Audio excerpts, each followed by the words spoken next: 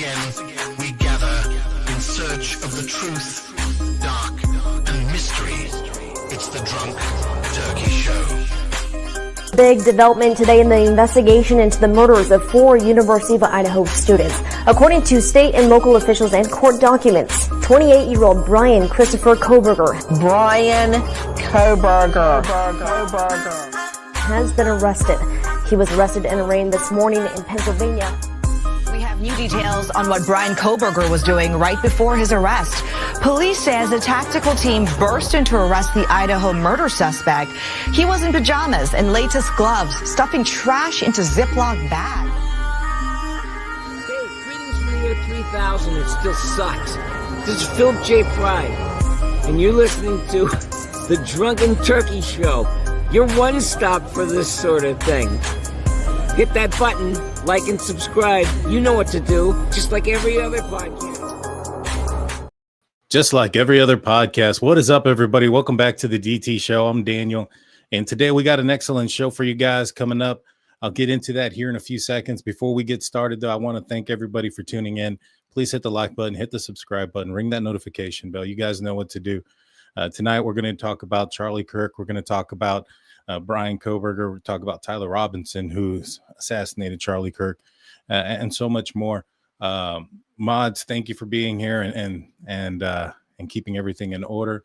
So without further ado, let's get into today's show. Today, we have the pleasure of speaking with Dr. Carole Lieberman, a renowned psychiatrist, media personality, and best-selling author whose insights into the human mind have made her a trusted voice on some of the most complex and pressing issues of our time. Dr. Lieberman is a board-certified psychiatrist with a specialty in forensic psychiatry. Over the years, she's brought her expertise to a national and international media, analyzing everything from high-profile criminal cases and the celebrity behavior to the psychological impact of societal trends. She is a 3-time Emmy-honored TV personality and the author of several books, including Bad Boys, Why We Love Them, How They Live With Them, and When to Leave Them, which has been a staple for understanding toxic relationship dynamics, which we're going to get into Bryan Kohberger and his toxic relationships. But with her ability to break down complex psychological topics in a way that's both accessible and thought-provoking, Dr. Lieberman has appeared on hundreds of media outlets, including CNN, Fox News, and The Today Show, offering expert commentary on everything from true crime to terrorism. Today, we'll be diving into the minds and the similarities of Tyler Robinson, the assassinator in the Charlie Kirk case. And then we're also going to be diving into the wannabe Ted Bundy convicted murderer of Bryan Kohberger. 2 white men in their 20s who were intelligent, successful in school, and from all accounts come from good homes. Is that where the similarities end? I'm excited to hear Dr. Lieberman's perspective. And with that being said, let's bring her on to the show. Dr. Lieberman, how are you doing today? Thank you for joining. Fine, thank you. Good to be here. Yes, ma'am. Yes, ma'am. And so, we talked a little bit before the show got going. Shocking events happened a couple of weeks ago. Charlie Kirk, his life is taken in a traumatic, horrific manner in front of a national audience, something that I think hasn't been seen since John F. Kennedy. How did that moment impact you? Where were you when you heard the news? Where was I? Well, I was home. And I was preparing for, I do a lot of work on 9/11 as the terrorist therapist. I have a truck going around Manhattan with a music video on it that I created to help people remember 9/11 and also to warn people about the continuing danger of terrorism. And so I was, doing a bunch of stuff preparing for the next day when that came on the news. And it was so shocking. I actually met Charlie. He was on my podcast. And so it was I felt it personally that, and it was just the way that he was killed, the way that his head snapped back and the blood gushed out and it didn't seem real. It seemed like if it was in a movie, I would have thought that it was like overdone, Yeah. And of course, unfortunately, it was real. But so and then of course the things have unfolded, and trying to find the killer. And, I've been following it the whole time. Yeah. Yeah, I have as well. It was tragic. I had heard of Charlie Kirk. I'd seen some of his shorts. I wasn't too familiar with him. But, for something to have happened to him based on what his beliefs were, I describe it as a form of terrorism, because it was it was more than just a person assassinating another person because of their dislike for that person. It's also the movement. It's what that person stood for. And, as we found out more about, Tyler Robinson and in his background, do you believe that this was in fact politically motivated? Oh, absolutely. But what's interesting is apparently Tyler, his family were MAGA people. And there's a picture of Tyler from 2017 wearing a costume for Halloween. He came as Trump. Yeah. And so at one time, he did like Trump. And of course, Charlie, is associated with Trump closely. Trump knows that that Charlie provided a large segment of the population to vote for him, the younger, age population. So he was very particularly upset about the assassination. Yes, it was definitely political. It was definitely, I'm doing, it was a part of Trump derangement syndrome. Just like people are against J.D. Vance and against Elon Musk and, all the people who surround Trump, this is part of it.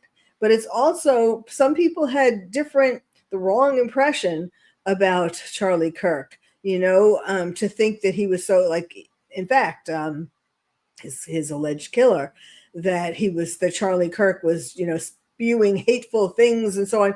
That is so untrue.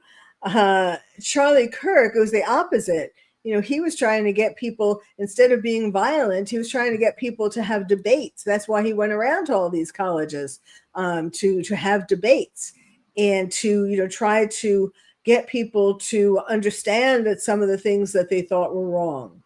Right. So it's bad. Yeah, no, I agree. Like I said, I'd seen some of his shorts before.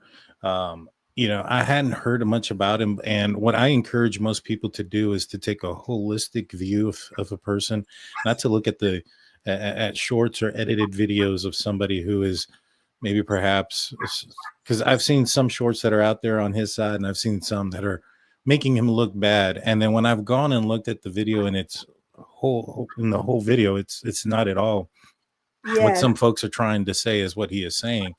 And it is, it's unfortunate. I for one think that social media, the ability of doing those type of things, of editing things out with misinformation, has caused a tension in our country, and it's a temperature that's rising.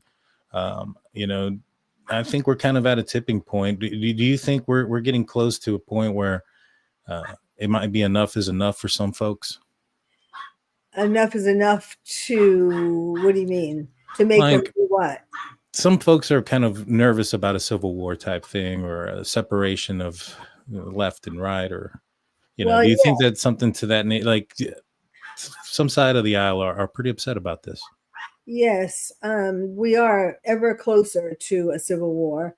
And that's part of it too, that I think people on the extreme left are enjoying the fact that they are bringing people, especially young people, like, the guy who shot at ICE just yesterday, right. Getting people to act out in these violent ways, because that basically, is destroying America, which is what a certain part of the population wants. Right. Yeah. No, they in my opinion, there is a part of the nation that does. I've seen images of riots where they're burning flags and things of that nature, stomping on the flag. So that's not a symbol of community, of coming together. That's not a symbol of wanting to be united. And so 100%. Now, kind of looking at who Tyler Robinson is, and then we also want to tie in Bryan Kohberger, who's been convicted. He pled guilty to the quadruple homicide of Ethan Chapin, Xana Kernodle, Madison Mogen, and Kaylee Goncalves. And, two different types of individuals, in my opinion, obviously two different types of crimes. Do you think that, well, let's start off with Bryan Kohberger. Let's kind of transition to him. After his arrest, a lot of information has come out about him. Anything surprise you about some of the things that we've learned about him? The fact that he's never had a girlfriend, the fact that he had some comments against women. There was a lot of complaints from women and faculty against him. Any of that surprise you? No, because I was the first one to say that the killer was an incel. Before they arrested Bryan Kohberger, before they named Bryan Kohberger. In fact, the killings were on November 13th, 2022. And on November 28th, 2022, I was quoted in Newsweek as saying that the killer is an incel. This means, as I'm sure you know, someone who is involuntarily celibate. Now, the reason why I came out and said that was because the things that we knew but at that point were, first of all, that it was an incredibly bloody scene, that there was a knife. The killings had been done with a knife, which is a very personal way of killing. And so what did that say? That said that the killer, had a lot of rage towards women. And then we saw, a little after that, we saw the pictures of the victims. And they were the beautiful people. And they were the typical women that incels hate because they know that these women, or they believe that these women wouldn't go out with them.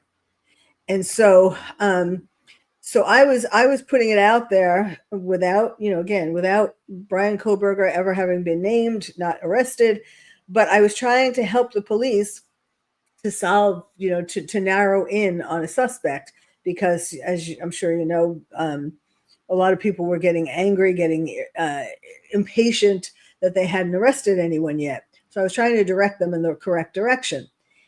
And then later on, a little after that, we found out that Bryan Kohberger's first love was this blonde cheerleader in junior high school. And he wrote her a note, and she rejected him in a very cruel manner and got the other girls to reject him, make fun of him, and all of that. And that was incredibly traumatic. And when you put the picture of this girl from junior high school next to the pictures of Maddie and Kaylee, they look like triplets.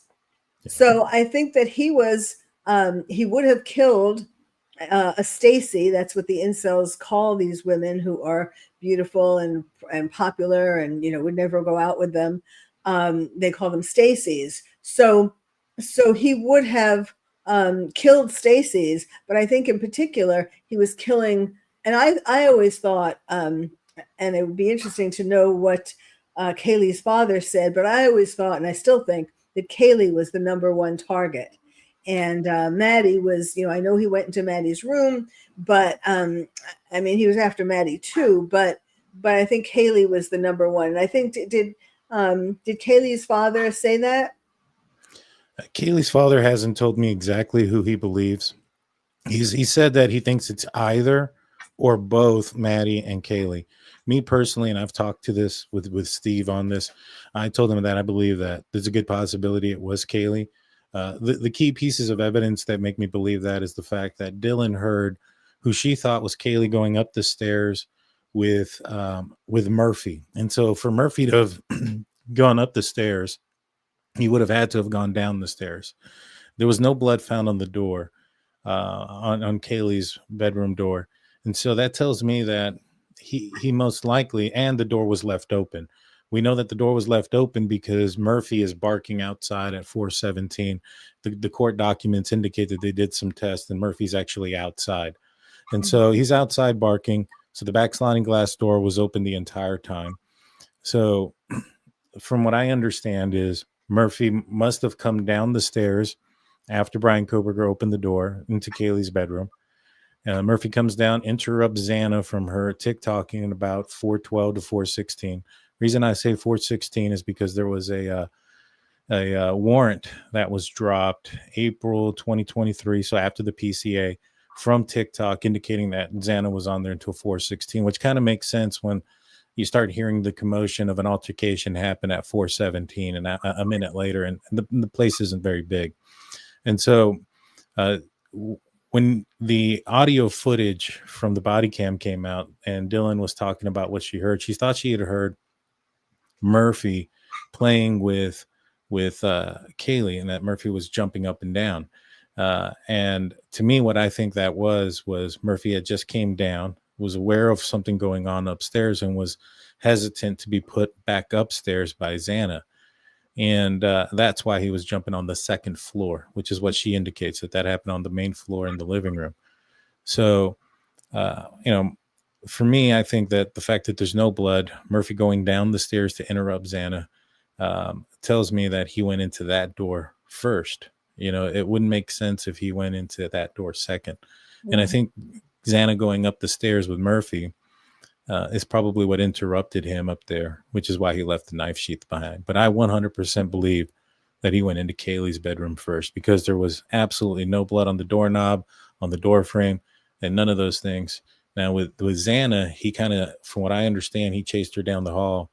And so Xana's the one that opened that door. But even at that, there was smudges, according to the documents, along the door frame. So there was in my opinion, evidence of him traveling that direction, but there's absolutely no evidence or blood evidence of him ever going into Kaylee's room. So that must mean that happened before the first attack occurred. Uh-huh. You would think that that Kaylee's dog would want to be with her to protect her. Yeah, I agree. And that's the weird thing, when they arrived and there's body cam footage, Kaylee's door is open. Murphy is back in that bedroom with no blood on him. So all the bedrooms to where the decedents were left open. So Murphy would have had an opportunity to go in there. There's an image from the documents that were released that show Murphy like hiding underneath the desk, like behind. It's pretty sad. He's like really in the corner there. He looks terrified.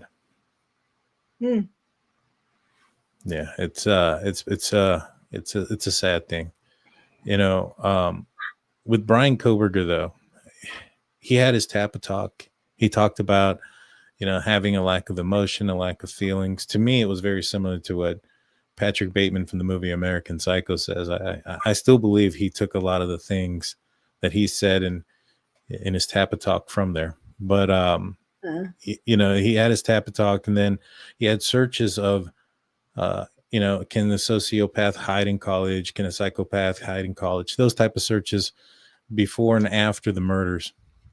How aware of Brian Kohberger, like how self-aware do you believe Brian Kohberger was? And is that common for somebody with possible sociopath or psychopath tendencies to be aware of their own condition?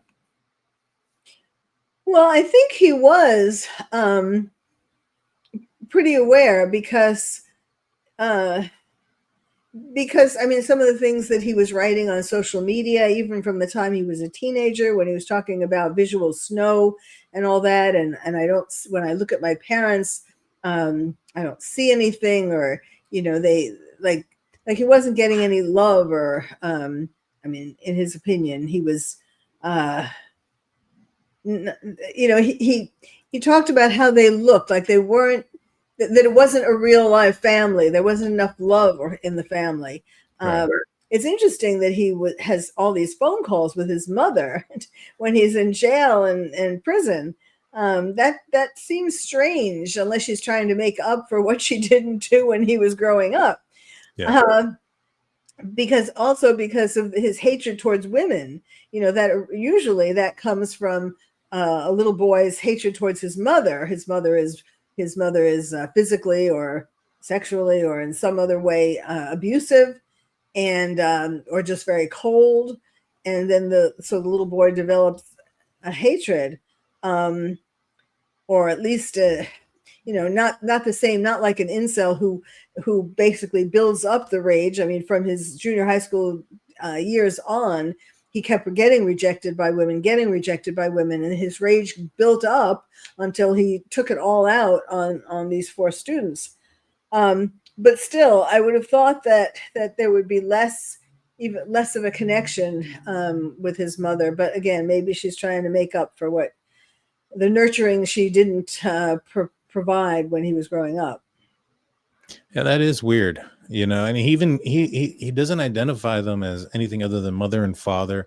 He strips the identity of other people that are around him. I think he had a number for somebody that he went hiking with, and it just said girl went hiking with, second girl ran with, those type of things. To me, very much sociopath, psychopath. Tyler Robinson, he committed a murder out of what it seems like anger and hate. Would you say he also exhibited sociopath or psychopath tendencies, or was he suffering from other type of, perhaps other type of disorders? Well, Tyler, we don't know enough yet. I mean, we know some things, but I have a feeling that there's going to be a lot more that unravels. He seemed to have been a relatively normal guy. He was a very good student in high school, A's. He got a $32,000 scholarship to go to college. Then he went to college. He was an engineering major. And in the first semester, he quit. And it's not unclear at this point why.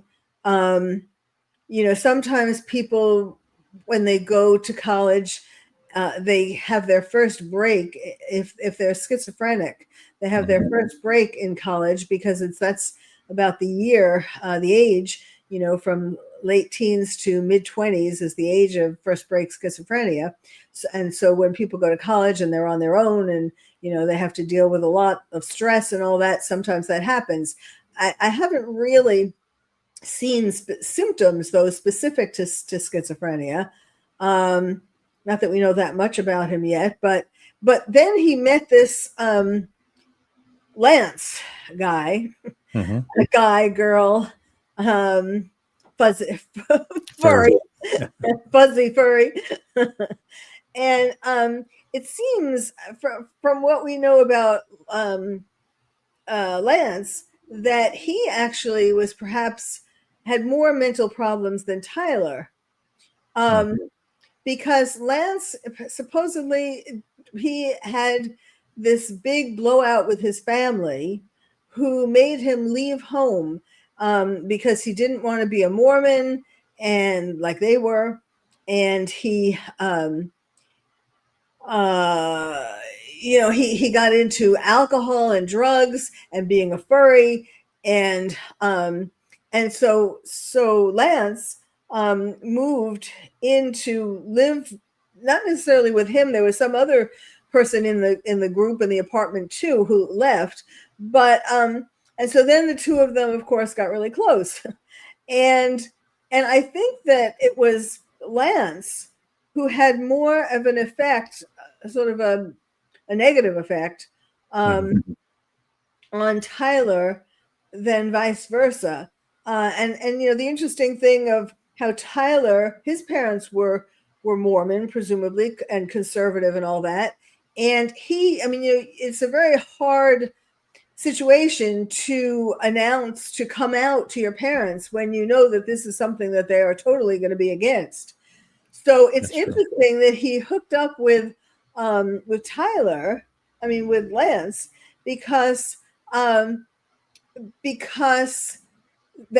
Lance was in the process of, or after he met Tyler, he became in the process of becoming a woman, transitioning to become a woman. So that would have allowed Tyler to pretend or sort of be vague about it, that he isn't gay, that his partner is a woman. That would have been he would have been able to sort of finesse that. And to some degree, I don't think his parents are stupid, but, right. to sort of make it not as bad as I might otherwise have thought that it was. So, and there's all kinds of interesting things like Lance.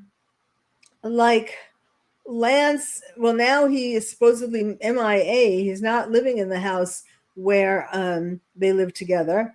And after he had this blow up with his family and they threw him out of the house, for a while he was living with other people who took him in, like friends, and until they got him this apartment.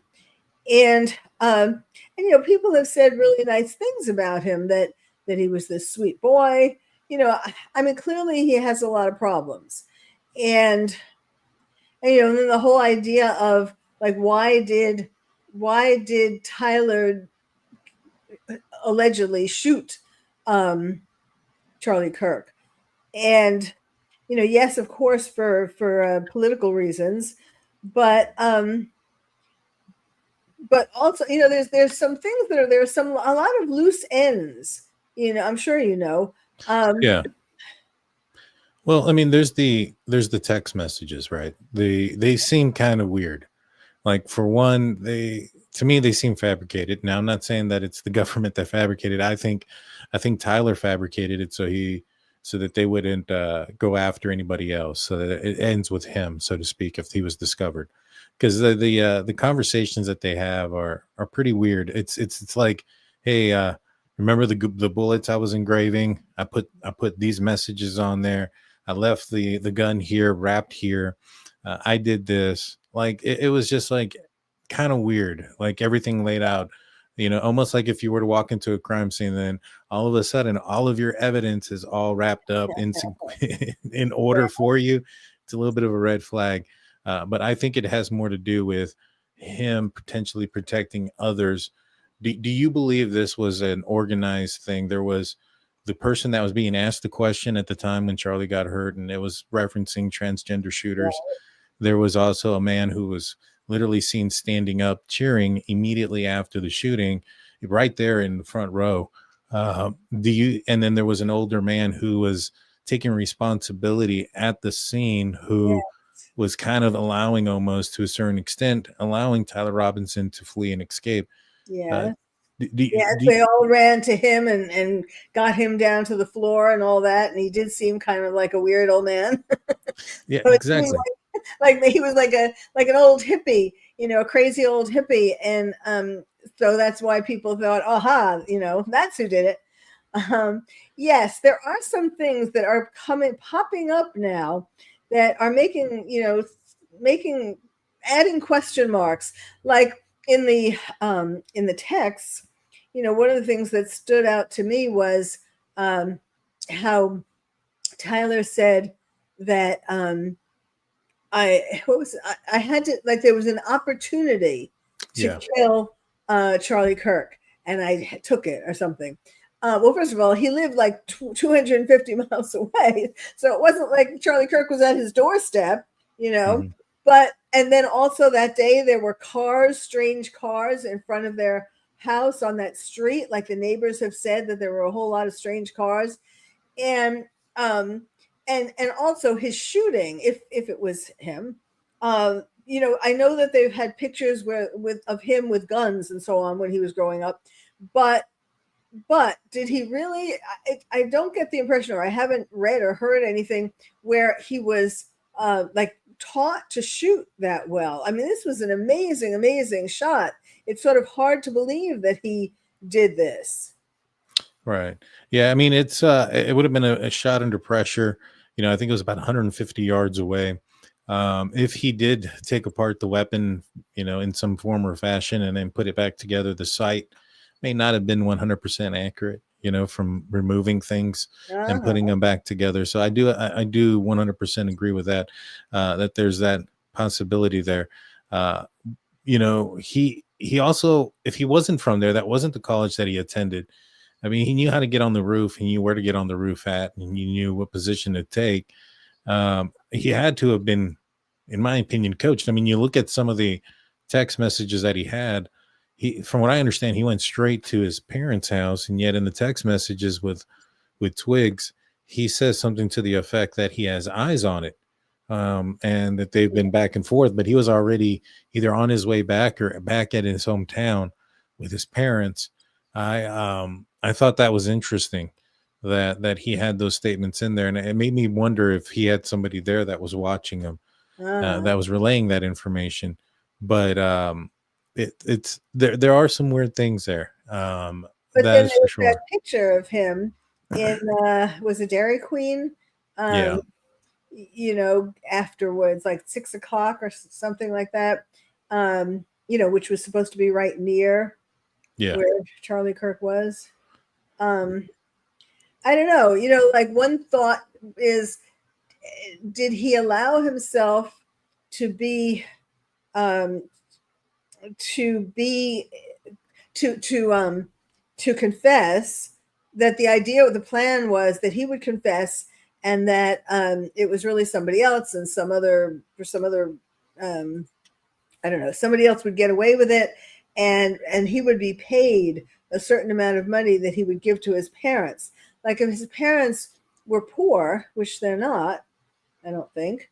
I mean, his father is involved with a construction company, although it's been kind of vague as to exactly his role. But I mean, you know, you could see somebody agreeing to something like that. First of all, if they are against Charlie Kirk, and second of all, if they're trying to get money for their family. I mean, that's kind of a stretch, but a lot of it is a stretch. Yeah. Yeah, no, it is. It definitely is.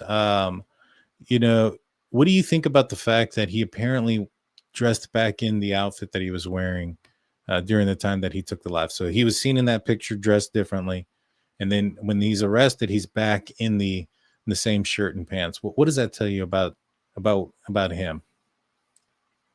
Yes. I mean, I guess it's to try to distance himself. Like if there were any pictures of him on the roof or climbing up to the roof or something, trying to pretend that he is somebody else, that wasn't him.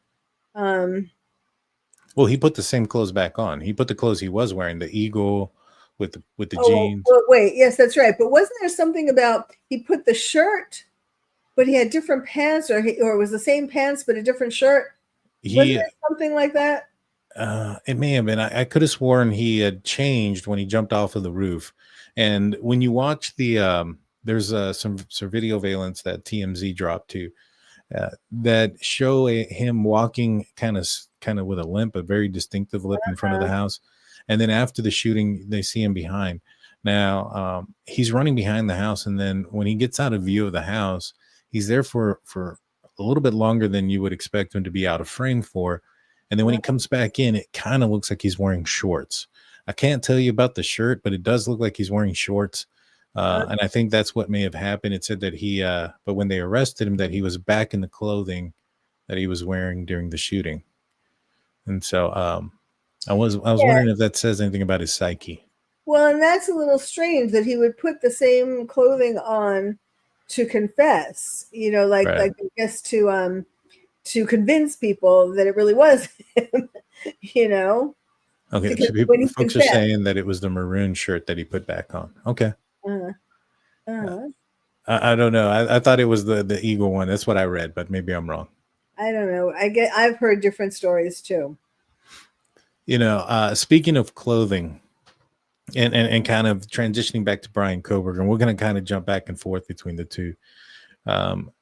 You know, he was infatuated with his clothes. He has a lot of pictures of himself.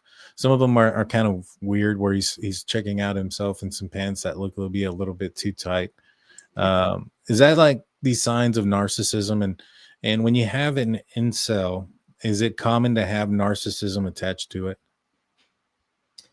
Well, not necessarily. I mean, it could be sort of a faux narcissism, because deep down they feel very insecure and not good enough.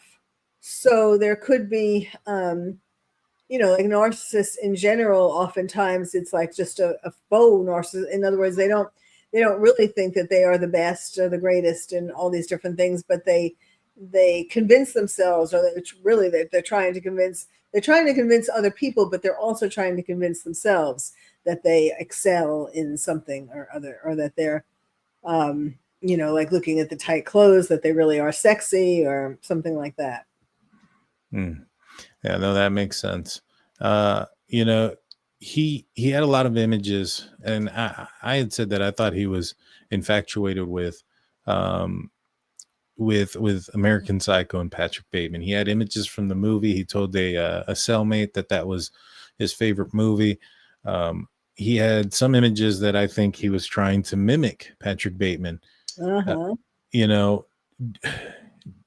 you think that his maybe perhaps the road track or the roadmap to where he ended up and started in movies like that, and then transitioning to true crime and criminology and utilizing those tools, not necessarily as what they were designed for, which was to, be in law enforcement, but, for him to be a better criminal, I guess, is what he was looking at it as.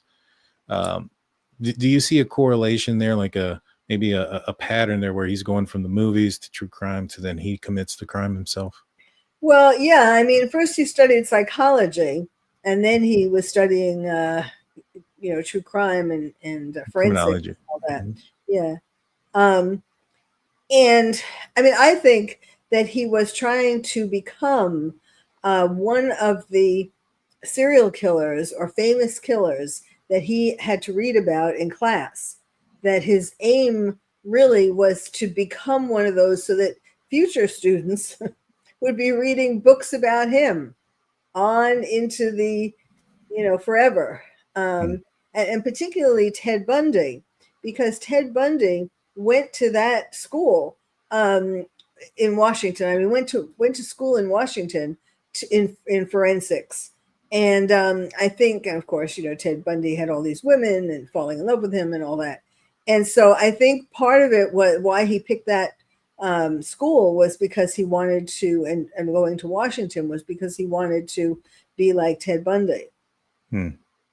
Well, I mean, there's an interesting thing about this, right? So he's a fan of Ted Bundy. His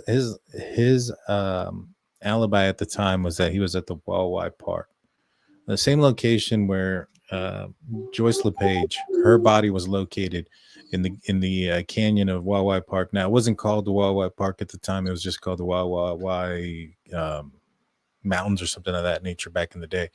And Joyce LePage was 1971, and it was rumored by some, and some still believe, that Ted Bundy may have been responsible, and that may have been Ted Bundy's first victim.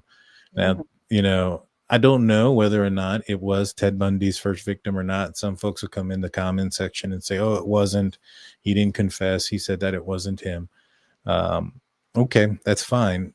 It's not whether or not Ted Bundy committed the crime. It's whether or not Brian Kohberger believed he committed the crime. And if Brian Kohberger did, what does that say to you about his supposed alibi during the time that he's committing the murders?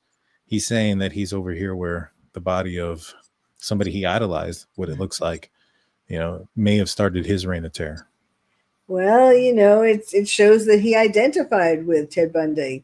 I mean, of course, it was such a stupid alibi to begin with, and the whole thing about driving around looking at the stars and I mean, well, he didn't really have an alibi, but it's funny that he didn't prepare an alibi, that he didn't have that planned, like where he would be. At least, maybe obviously not during the same time that he was committing the crime, but like something before and after, so that he could try to cobble that together and say, I was here. Well, I think this is where the narcissist plays, and I think he didn't think he was going to get caught to that point. I mean, I think he was hoping not to get caught, hoping to commit the perfect crime. And then that would make him, even more of a figure to emulate, a figure to be amazed by. So, and then there were those pictures of him when he got home in the bathroom, where I think maybe at that point he thought he had gotten away with it. I think so too. I think it wasn't until the white Elantra comes out, that he starts to panic. I mean, once the white Elantra is there's the bolo for it, that's when he starts getting in trouble at school. That's when the final straw happens. He ends up calling his father. I don't know if you knew this, but his father, so Brian Kohberger gets in trouble on December 9th, right? On December 10th, his father is purchasing his plane ticket and flies out December 11th. And the plan is to fly out to Pullman, Washington, but he ended up getting snowed in, and he ended up having to fly out to Spokane on December 12th. And then the 13th, I mean, he ends up getting there like at midnight on December 12th. September 12th, November 12th, December 12th. I'm sorry. Go ahead. Who did? The father? Father, Brian Kohberger's father. Uh-huh. I actually have his flight plan and stuff and his everything. We got that sent out. But yeah, he purchased his plane ticket December 10th, flew out December 11th. And the plan was initially to land there on December 11th in Pullman, but there was a snow effect. And so it pushed him out a day later until the 12th. Uh-huh. And he ended up arriving there like at almost midnight in Spokane. And then from Spokane to Pullman, Washington is another hour and 40-minute drive. And the reason it was delayed and had to be moved was for weather reasons. And so they end up leaving the very next day super early. So Kohberger, in my opinion, changes his plans while he's on his trip. According to the documents, he actually tells another student that he's preparing for his flight back home. So I think that was the initial plan, that Brian Kohberger was going to fly home for the Christmas holidays. Bolo comes out, so he has to get the car out of there. So he comes up with the story. Dad comes out, picks him up, and they go. And so do you think, based off of like those type of things, the father leaving like that, there was actually conversations with Brian Kohberger's mother where during their conversations, Brian Kohberger's mom is sending him links to about the case? Do you think they had any idea that Brian Kohberger had committed this crime?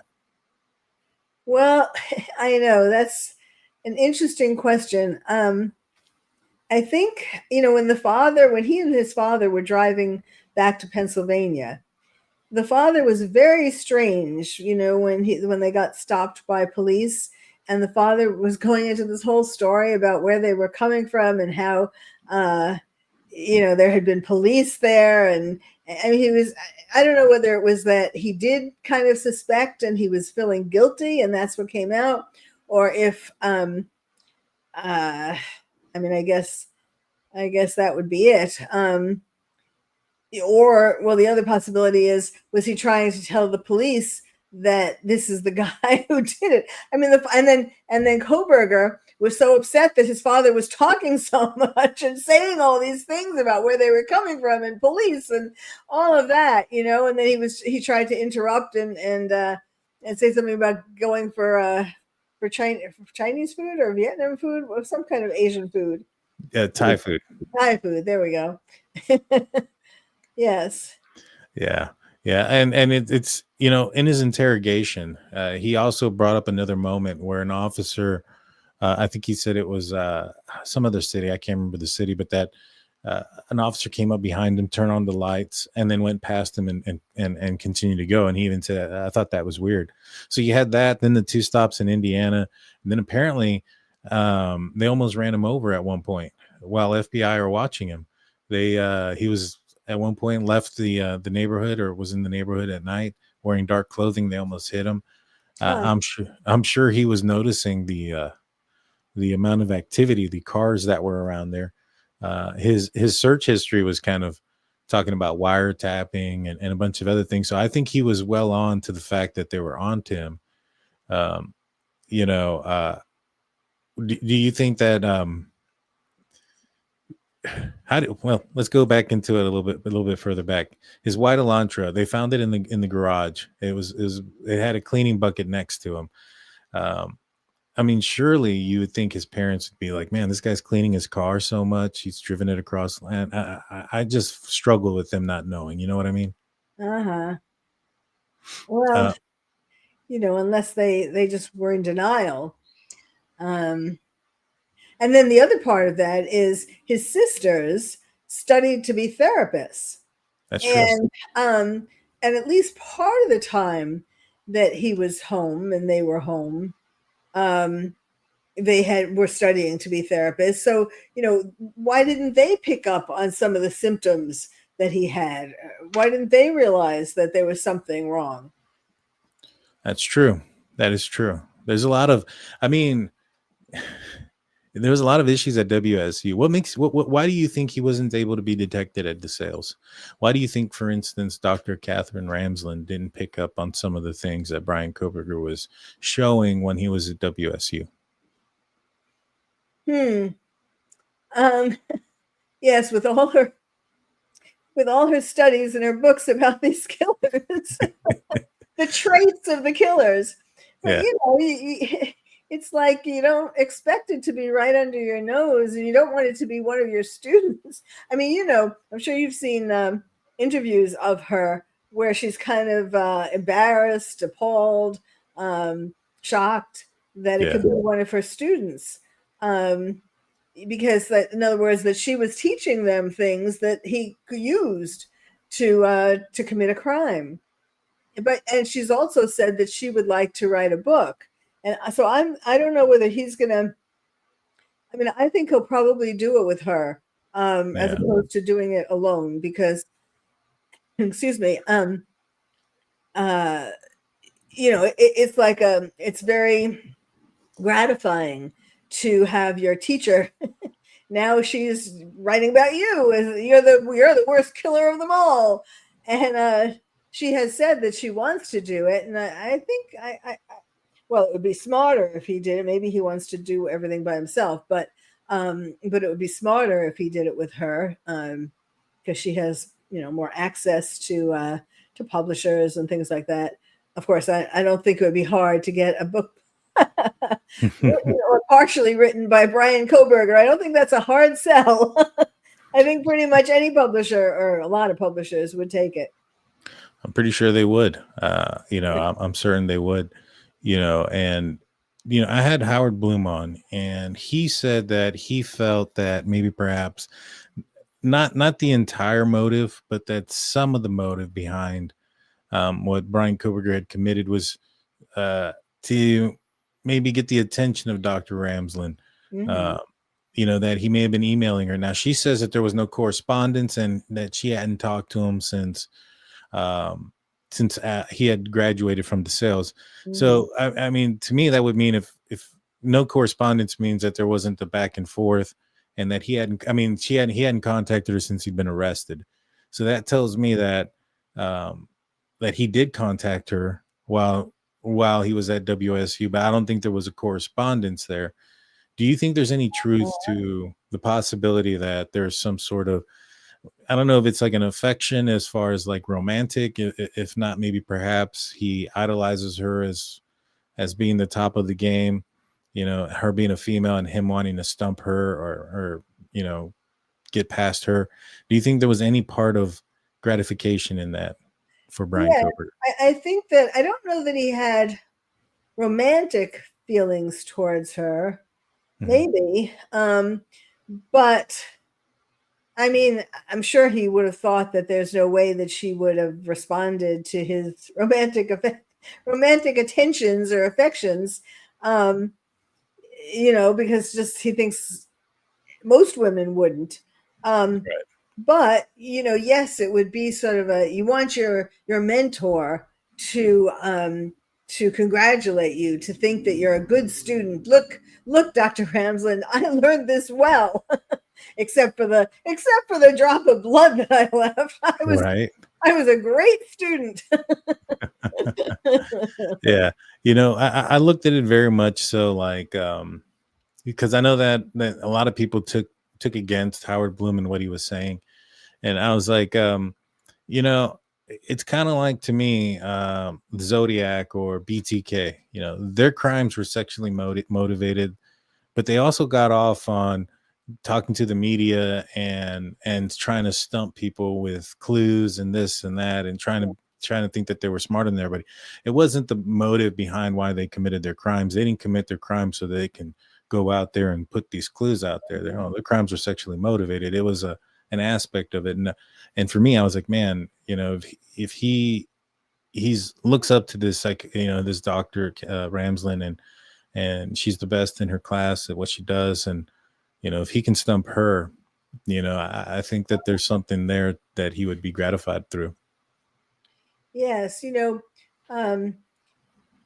The process, something you said just made me think of this. The prosecutor, was said at the sentencing, he said it at a hearing before the sentencing, about how it wasn't a sexual crime. There was no sexual assault, basically, on these victims. But that's not true, because, maybe there was no evidence of rape. I hope not. I'm sure that Kaylee's father liked hearing that. But the very act of knifing these women, and the guy, but knifing these women, that is a knife is a phallic symbol, and putting a knife into their bodies is essentially the same as having intercourse, psychologically. And so it was a sexual crime. Yeah, no, I definitely consider it one as well.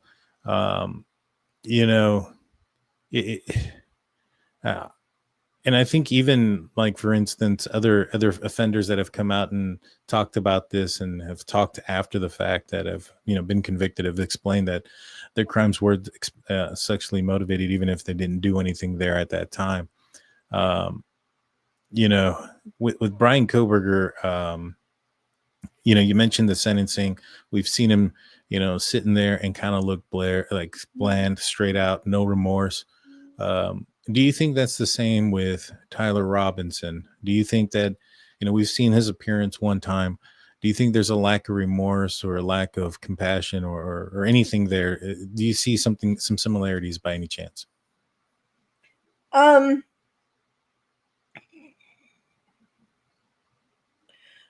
first of all, Tyler Robinson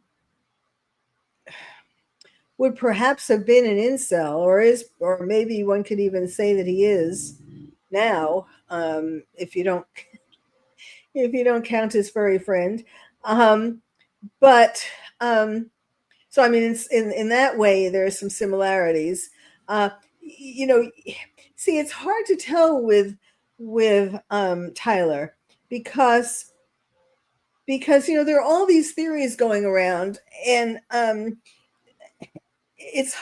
it's hard to believe that they're true, but theories about how that it really wasn't him, maybe it was somebody else. So it kind of puts into question everything. Was it him? If it was him, did he have help? Was he paid to do this? In other words, did he confess? Like, at one time he said, I'd rather kill myself than confess. But then he went in with his father and the family friend, and so does he not have any expression because he didn't do it, or because he did it, but it was really just sort of a business deal?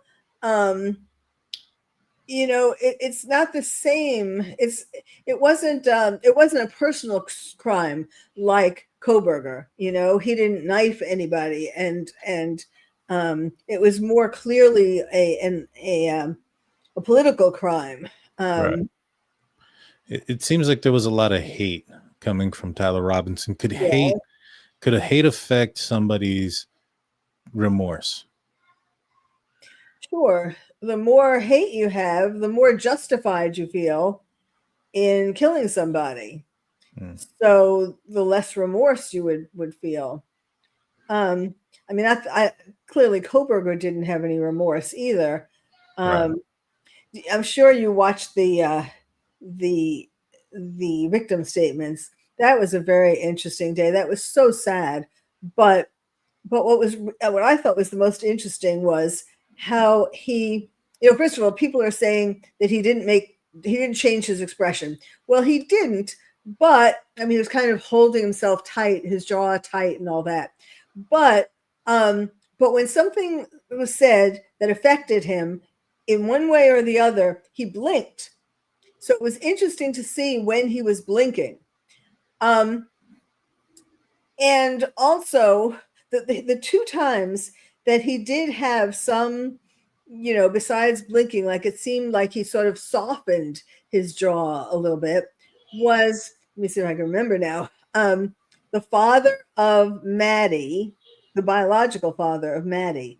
Do you remember he talked about how he was an alcoholic and how Maddie, gave him a reason to live?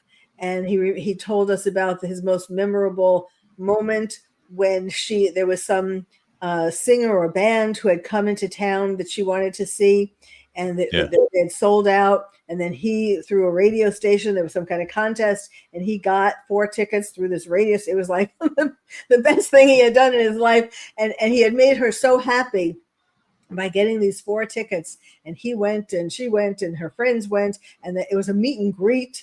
I don't know. He didn't really say which singer it was, but a meet and greet. And, she was ecstatic. And clearly he still, even though her mother had divorced, it seemed like he still stayed in contact with her. And then also the father of Xana,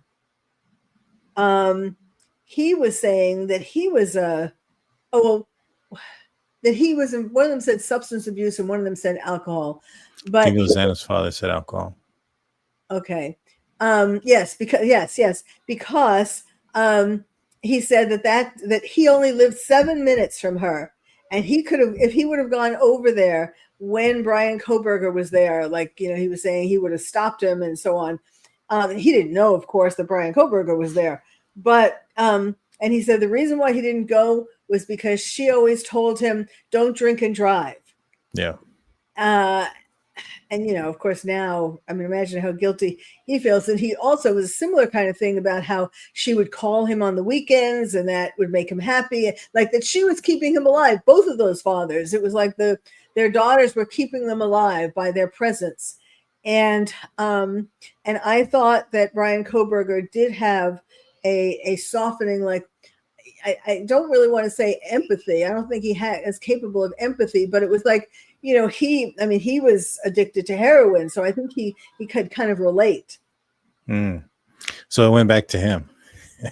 Yeah, right. It goes back to him, and that's why it softened up, because he can relate to something that they were doing. So it goes back to him, not necessarily the loss there. Yeah. One of the things that I took notice of, and I kind of want to get your thoughts on this, is that he studied, criminology. He studied the criminal mind, why criminals do this or that, and all these things. One thing that I'm not sure, and I'm not taking the PhD program in criminology or anything like that, but I don't know, like, if there's a class on victim impact, like to the families, and like how these things in fact impact victim family members and what they go through. And to me, I sort of almost saw him taking the information that was being said as a class in learning about his subjects, and something that he's not been privileged to in his classes. What do you think about that aspect of him taking it in, as far as, that's not something he's learned, throughout any of his studies? Well, I don't know. Maybe they did have some class or classes on, but it's very different if you read about it in a book when it's your own victims, Sure. He would have gotten a much deeper sense of what that really is. It was also interesting. The people who wanted to affect him the most, like the Kaylee's family, her father and mother and sister, were the most angry. Mm-hmm. But it wasn't really their anger that affected him. He didn't really care that the people were angry. In a way, it was like good, he felt that. But when they said something, like when Kaylee's father rattled the desk, that was pretty, it did kind of wake everybody up. Yeah. But and then, what he said was good, her sister, had obviously spent a lot of time putting together what she said, because she was trying to pick the things that would hurt him the most. And so it was more those things that would have affected him than her anger. But like, what did she say? She was trying to say that he's not very important, and I don't know, we're not going to, we're going to forget about you, something like that, things like that, what he wanted to get, he's not going to have. And then her mother, Kaylee's mother, I loved what she said about how when you got A's in college, but when you're in prison, you're going to get big D's. And when she said about, you're going to get what you longed for, but not in the way, you're going to get touch, but not in the way that you longed for it. Yeah. When you're in prison. The sister did say something good, her last remark, about that if he didn't do this in the dead of night, like a pedophile. Like a pedophile, yes. They had their good, they got in their good licks. And the judge, when he started and he said, "Your 15 minutes are over," that was very powerful. That was very powerful. Do you think we're going to see him again? Do you think he's going to do some sort of we've talked about possibly a book with Katherine Ramsden. Do you think he wants to tell his story? Do you think there's a longing for him to explain what happened? I mean, he didn't talk at all throughout any of the trial. He didn't explain anything. And when asked if he wanted to say anything, he respectfully declined. Yeah. Do you think he wants to keep it to himself, or do you think he wants to tell his story? No, I think he wants to tell his story, absolutely, to prove what a cool guy and cool criminal he is. But I don't think he's going to admit that he's an incel. I don't think he's going to say that I did this because they reminded me of that blonde cheerleader in junior high school. If she hadn't rejected me that badly and set me on a road to getting rejected from one woman after another, and then they came along and they looked like her, and I don't think he's going to go through all that. I don't think he's going to want to admit that he was hurt, that it was very painful for him to not have any relationships with women. Yeah, I think so too. And I don't think he's going to be, it's going to be very much his side of things. And it's not going to, I don't think he wants to say, I don't think he has the ability to say anything negative about himself. I think he's always thought of himself as being the smartest and the best and everything in between. Kind of going with Charlie, with Tyler Robinson, do you think he's going, how do you think that this is going to work out? Brian Kohberger pled out. Do you think the same thing's going to happen there? I think that Utah has a very similar death penalty rule with the firing squad. Do you feel that might be the direction that this might go in? What do you think about that? Well, I know they got him a very good defense attorney, a public defender, but like a good one. Of course, Bryan Kohberger, I must say, Ann Taylor, his main attorney, really worked her butt off. He could not have had a better attorney. She tried every which way. And then, at the end, when she kept getting shut down, like in the last month or so before he took a plea deal, all the things that she was trying weren't working out. And I think she saw that it wasn't, that he could really get the death penalty. And he saw that. And that's why he made a deal. But with Charlie Kirk,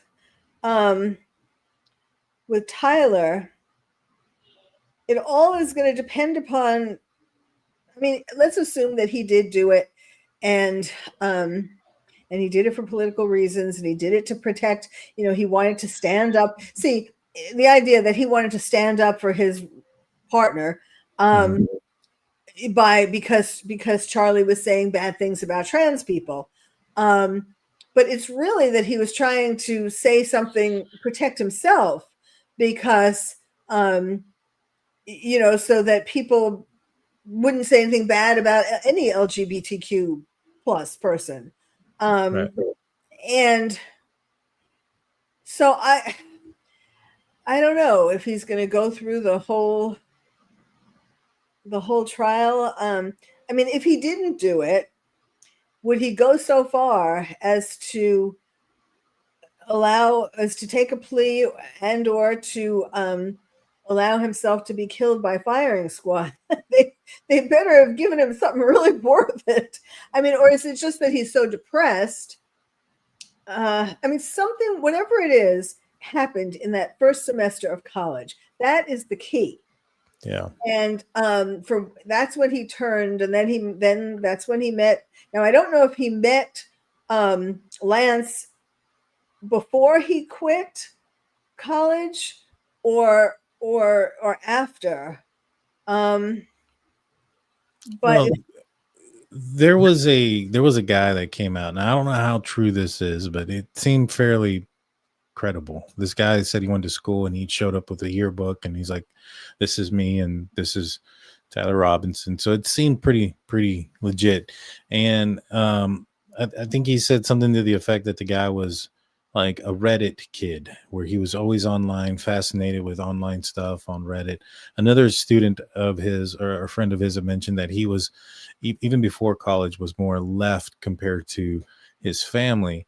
I think there's a huge possibility that the radicalization, if there was one, started on Reddit, even when he was in high school.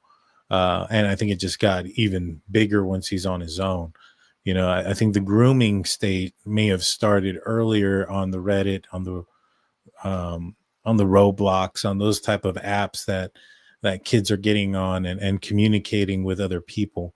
I think the grooming may have started then, but definitely once he got out of his parents' house, I think that's when it, skyrocketed as far as the radicalization. If there in fact was a radicalization, which I think there is.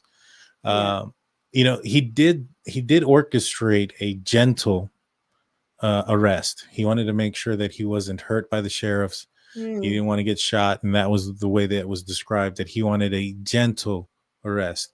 Yeah. I think my opinion is he's probably going to try to fight, everything he can to try to get the death penalty ruled out. And if it does get ruled out, I think we'll probably go to trial. And if it doesn't, I wouldn't be surprised if he takes a plea as well. It could be. I mean, he also wanted, when he was arrested, he also made a rule that he wanted his parents to be able to be with him. Yeah. Well, he's probably not getting all the things he wants anymore. Do you think that growing up, when it comes to both Bryan Kohberger and Tyler Robinson, do you think there were any signs that maybe the parents or the teachers missed as adolescents, as teens? Absolutely. Bryan Kohberger, I was saying that before, like his father, instead of just taking him to boxing lessons, his father should have taken him to a psychiatrist. Just look at the heroin addiction, the fact that before that he was very overweight. They knew, I think, to some degree at least, that he really didn't have any friends. He stole some money or some jewelry or something or other from his parents or from his friends' parents to buy drugs. I mean, what else? And then, of course, he did say that he didn't think that his parents saw him.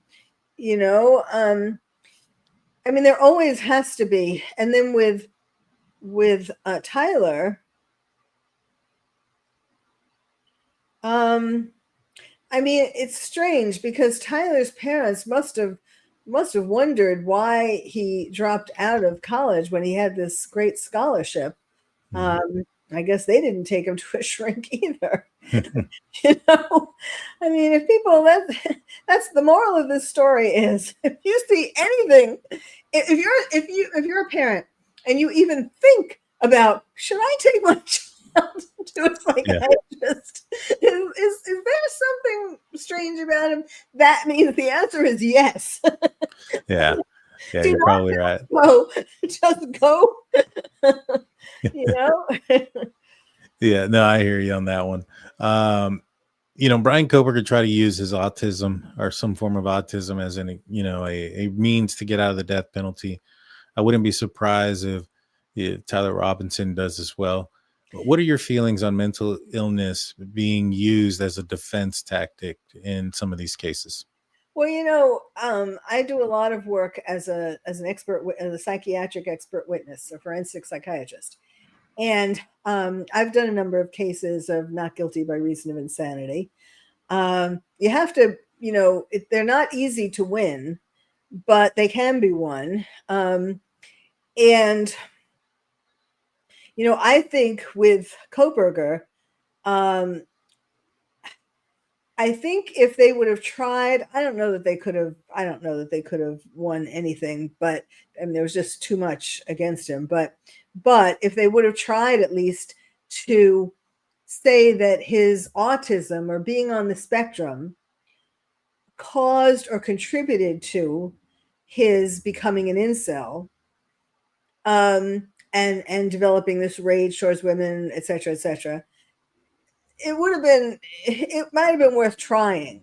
None of the other things that they diagnosed him with were really could have gotten past the not guilty by reason of insanity. I mean, not just somebody just being autistic is not insanity, really. And the other things also, the eating disorder and obsessive compulsive disorder. And I mean, they weren't like major enough things to meet the criteria of not knowing right from wrong at the time of the crime, and if knowing right from wrong, not being able to control your behavior, that's not an easy thing to prove.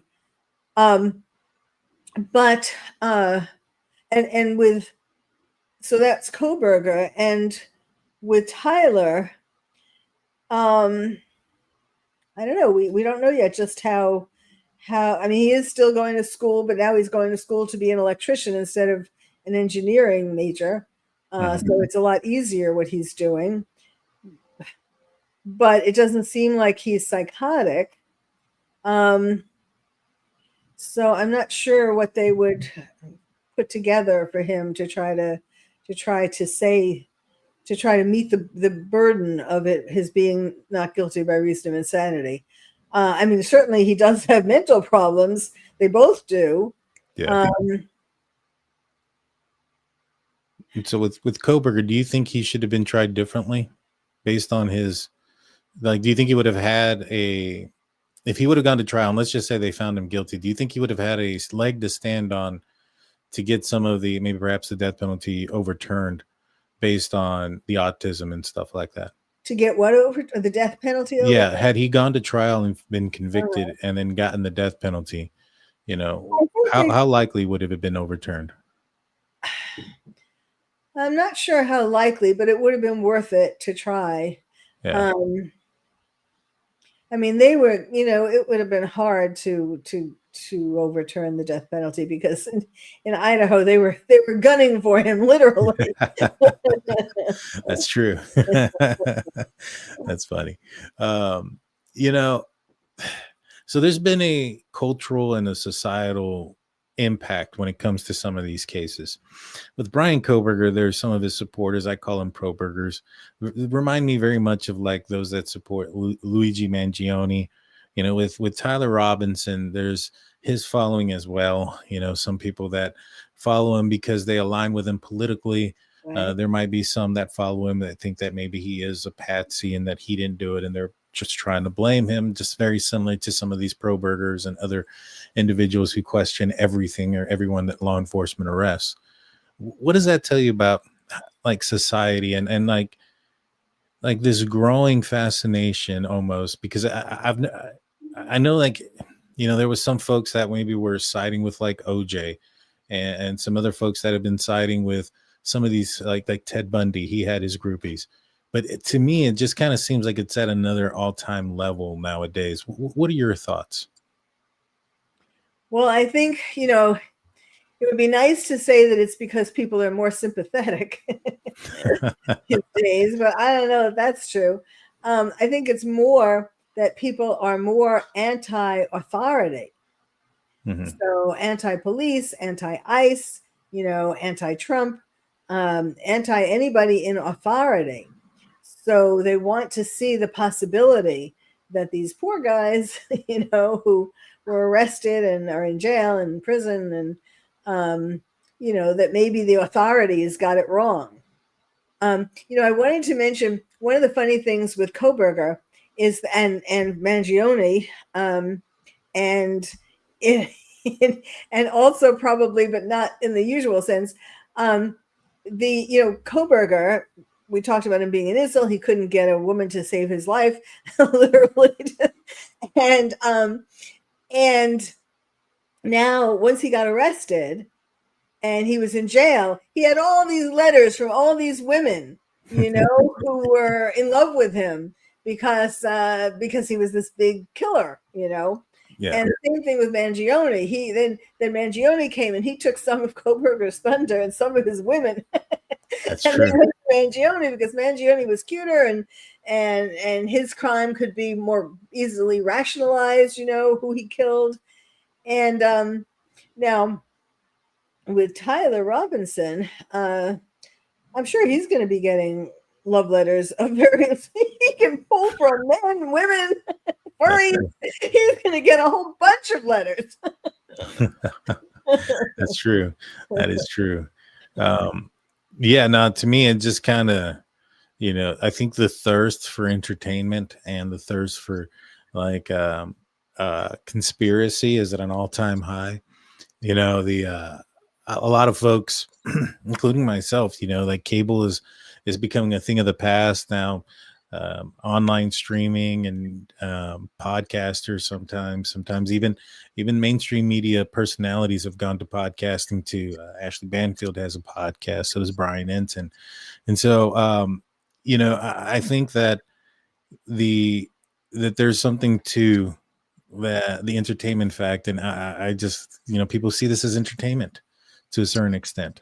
It sounds like when you see some of these trials, whether it was Karen Reed or Richard Allen, there's people posted up outside with poster boards like you expected outside of a football game on a Sunday morning.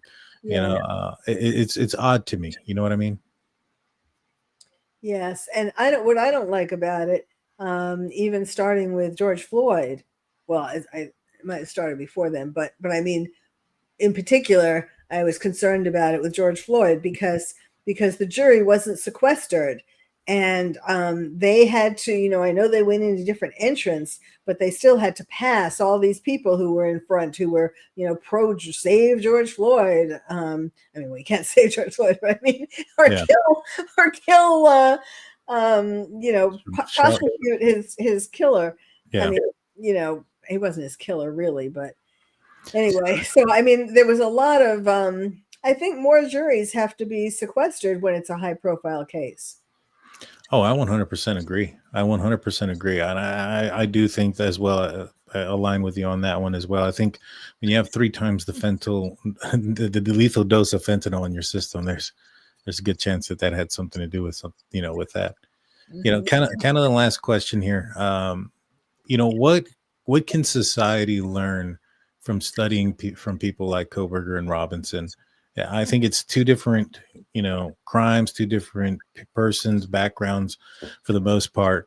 I think you'd probably learned a lot of different things from each other, but, there's been a lot of persons who've committed crimes for political reasons. There's been a lot of persons who've become serial killers. What can we learn specifically from these 2? Well, I think the most important thing is it should be a lesson for parents that the signs of these, signs of someone being, a psychopath or sociopath start early. There's the triad of bedwetting and fire setting and cruelty to animals. That's one easy something that you can easily see. But in addition to that, just realize, pay more attention to your kids. I mean, realize that it is possible for you to, it is possible for your child to grow into something dangerous.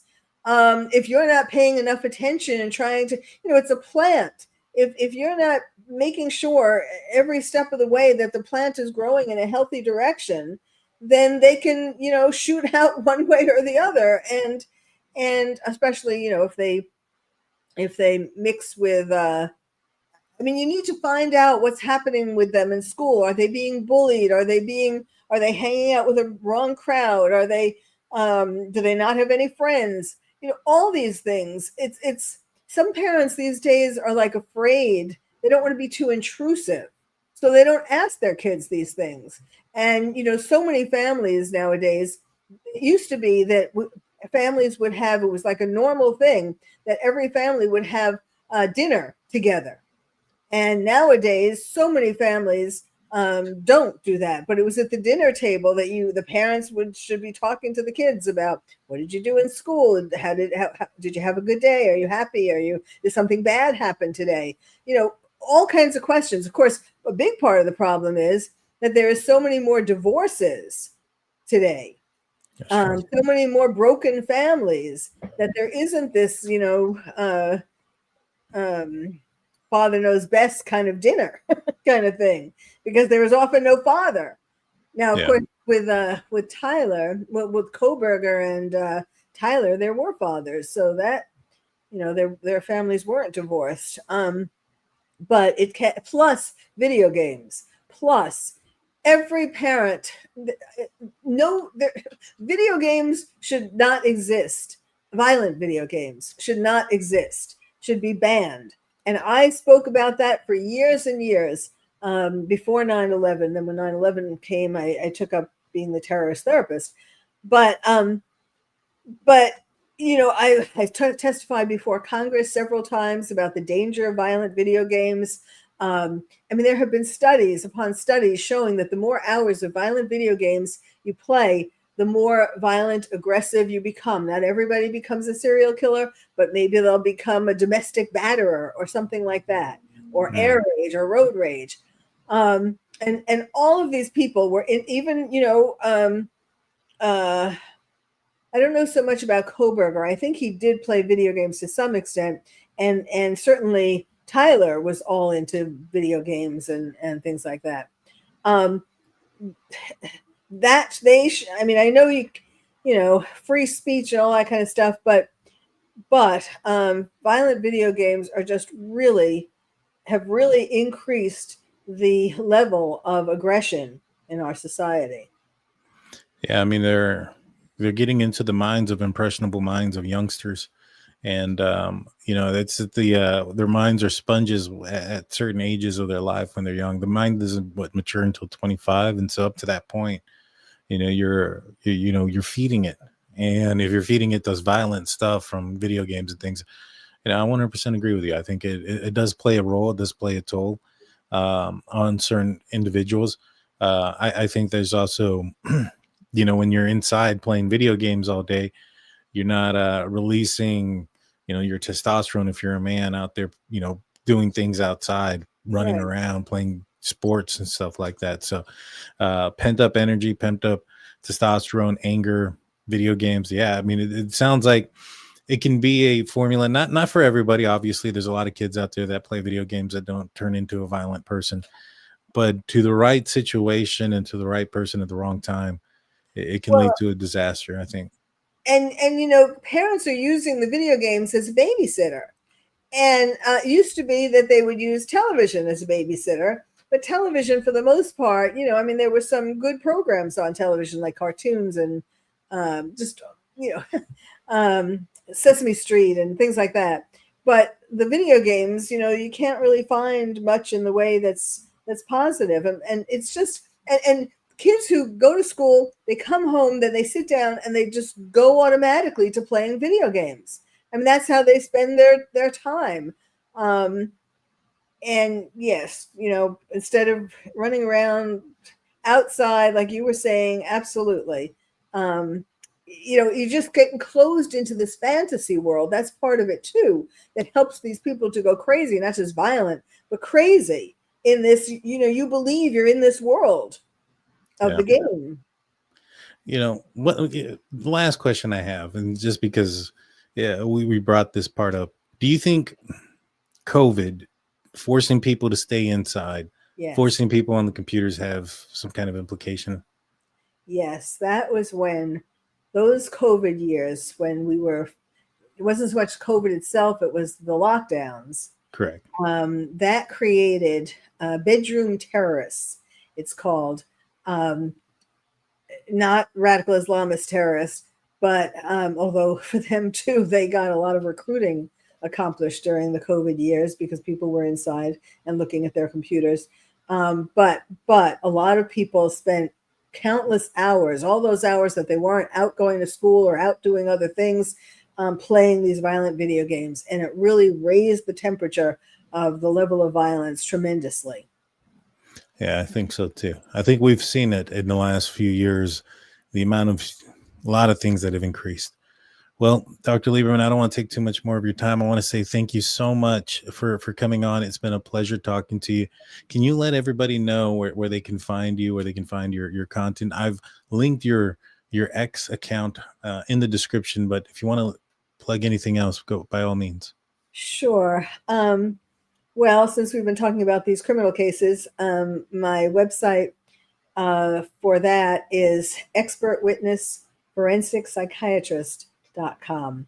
expertwitnesspsychiatrist.com. And then I also have a website, terroristtherapist.com.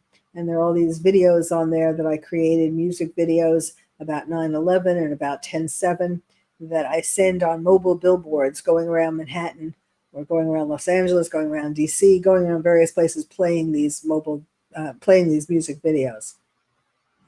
Perfect. Well, I'm going to actually link those two websites. I have them here. I'm going to link them in the description if you want to go and follow her. Her X account is linked in the description. I'm going to link also the two websites that she mentioned. Guys, make sure you go and follow her, subscribe. If you follow her on X, you'll be thoroughly pleased with the information and the tweets that she puts out there. Thank you again, Dr. Lieberman. It was a pleasure talking to you. Hopefully we can do it again. Same here. Thank you. Yes, ma'am. With everybody else watching, thank you guys so much. We'll see you next time. I'll be back on tomorrow night with Dr. Vona. You won't be disappointed. Peace out, guys.